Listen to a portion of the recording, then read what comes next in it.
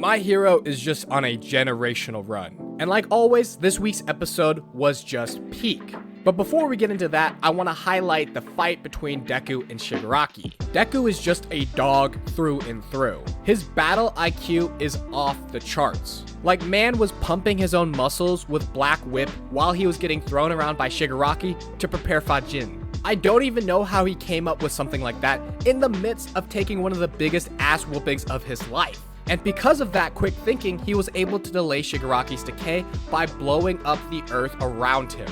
And if that wasn't enough, while he's just trying to survive, he uses Black Whip to go into the ground and start cutting up the earth like how the UA defense system was, all to prepare against Shigaraki once he figured out a way for victory. And when this man's body doesn't work at all, he starts using Black Whip to puppet his own broken body, resulting in Carnage Deku that looks just insane. And when he used Black Whip and Fajin to carve out that big piece of earth that Shigaraki was standing on, man's just casually lifting a boulder like 30 feet into the air.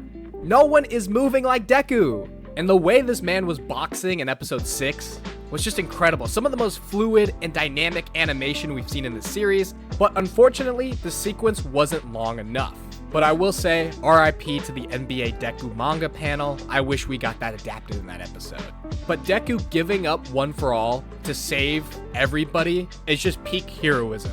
And Deku's battle IQ is just on full display. Because he used Danger Sense and knows how it works, he also knows the weaknesses and uses Black Whip to constantly set off the alarm of Danger Sense so Deku could get in close and hit Shigaraki where it counts. Because of that, Deku is able to enter Shigaraki's psyche, where he can help him from the inside, and be the hero that Shigaraki needed all along. And this episode was just beautiful. It was Deku taking on Shigaraki's hate, anger, and sadness, and just being there for someone who really needs it. And then it's revealed that All For One is still alive in the psyche of Shigaraki, and then he finally takes over the body because Deku was able to break down Shigaraki. And All For One is like the biggest hater I have ever seen in my entire life. He realized in order to take One For All, he must surpass the user's willpower. So while he was being cornered by All Might, he started coming up with a plan to create his successor. But he needed a successor that would chip away at All Might's willpower, and that's how he found Tomura Shigaraki. Because if he recruited the grandchild of All Might's master, it would break All Might, and allow All For One to finally take One For All. I also just want to point out that All For One has pretty much every single quirk known to man, but still couldn't beat All Might. All Might is just the GOAT.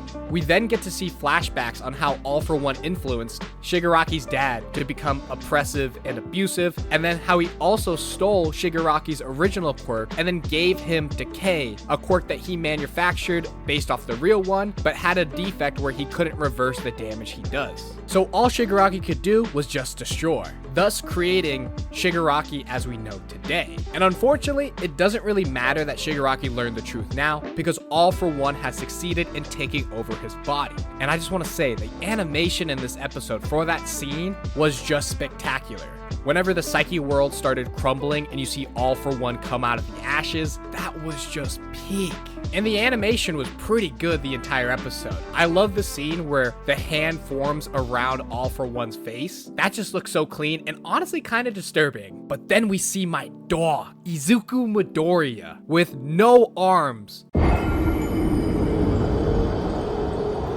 bleeding out and trying to get up using those broken arms. It was just tough. But I will say, there wasn't that much blood. I wanted it to look more like the manga where there was blood on his face, and every time he would use his arms to try to get up, it would bleed even more. But even so, seeing Deku struggle to get up with two busted arms is just GOAT status. Deku is the GOAT. And then Sero, Pale Man, and Sugar Man showed up to give All For One the 3-piece combo. That shit was clean! And then seeing how Aizawa went to the facility where all the civilians were and started rallying people to help honestly was moving me to tears. The music in this episode, the direction, the voice acting, everything was perfect. And seeing that everybody, even just civilians, were doing everything they could to help Deku. And one of my favorite moments was the change of heart of one of the biggest haters from season 6. It was the guy that was telling Deku not to come back to UA and that he is just a civilian and he doesn't want to get muddied and dirty. But staying at UA and seeing all the heroes put their lives on the line for them really inspired a change for him. And he even gives up his shirt and says, "Give this to Deku." And just like Deku inspired that guy, Deku inspired other heroes that retired to come back into the fight. Like, one of my favorite heroes was Death Arms. I always thought he was really cool, and it was really sad how he retired from being a hero after all of the public backlash. But he also had an amazing full circle moment with Deku. In Season 1, Episode 2, when Bakugo was taken over by the sludge monster, Death Arms didn't act because he knew he wasn't able to do anything. But it was Deku's courage of jumping into the fray, even though he was afraid, that sprung Death Arms to take action. And now, at the end of the series, Deku's actions are again inspiring him to become a hero and go to the front lines. I just love this series so much, and I love these full circle moments. They also do a cameo of Astro from one of Horikoshi's first ever works called Barrage. Unfortunately, it was canceled after 2 volumes, but I really like that series and I wish more people read it. But it's so cool that after all these years, Horikoshi still thinks about Astro and even put him in for the finale of My Hero. And in this world, Astro is a hero. We then cut to Eri running to Aizawa, where she had ripped out her own horn so she could help Deku. The music for this scene is so hype. I love Yuki Hiyashi. This series would not be nearly as good if it wasn't for his musical compositions. And Eri's voice acting was also just really good with this amazing track behind her. It made me just emotional.